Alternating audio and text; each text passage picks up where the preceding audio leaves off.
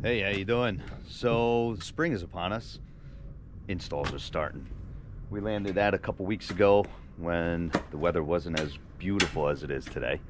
This is a propane install, so we're digging a trench for the gas line. That's the 500-gallon tank. Gonna be a straight line to the generator, 20 inches deep, 2 inches of sand underneath. So 5/8 copper there. If we do copper, and if he does plastic, which is also known as constab in our area, but you want 2 inches of sand underneath and 6 inches of sand above it, and then clean fill.